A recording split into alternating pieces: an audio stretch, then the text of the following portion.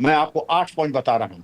पाकिस्तान से इनवाइट आना, पाकिस्तान एम्बेसी में जाना, मोस्ट फेवर्ड पर्सन होकर के वहां की हॉस्पिटैलिटी एक्सेप्ट करना, मरियम नवाज के साथ साक्षात्कार करना, और ये वहां की हॉस्पिटैलिटी को अवेल करना, जानते हुए कि पाकिस्तान एक दुश्मन राष्ट्र है, वहां पे इस तरीके की जा करके आत्मीयता और सौहार्द दिखाना, ये चीज सस्पिशस है। मैं ये आरोप नहीं लगा रहा हूं, मैं कह रहा हूं अत्यंत सस्पिशस है।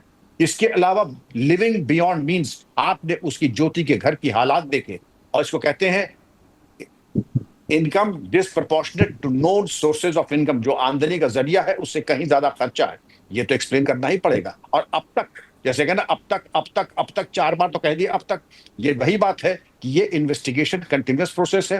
आपने फॉरेंसिक एग्जामिनेशन के लिए इलेक्ट्रॉनिक इंस्ट्रूमेंट्स भेजे, आपने फॉरेंसिक और फाइनेंशियल स्क्रूटनी के लिए बैंक अकाउंट्स को रखा, डिटेल्ड इंट्रोगेशन है। मैं अभी भी कहूंगा, मेरा परामर्श होगा हिसार पुलिस को या जो भी इन्वेस्टिगेट कर रहे हैं कि इनका ज्योति का पॉलीग्राफ टेस्ट और नार्को एनालिसिस करने पर विचार कर लें, क्योंकि जिस तरीके की उनको आईएसआई के साथ सरपरस्ती मिली है, वो अब काफी शातिर दिमाग की हो चुकी होंगी, आसानी से पूछताछ करने में वो आपके किसी सवाल का माकूल जवाब नहीं देंगी।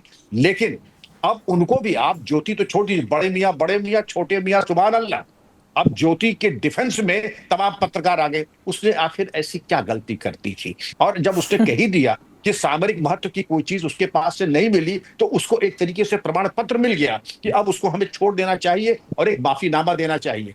अगर हम इसी स्टैंडर्ड पे काम करते रहे तो मीनाक्षी जी, फिर प्रत्येक चरमपंथी और प्रत्येक आईएसआई एजेंट भी बाइज्जत जाएगा बिरयानी का पैकेट हमसे लेकर के, और हम हाथ जोड़ के माफी भी मांगते रहेंगे। ऐसे नहीं ठीक है। होता।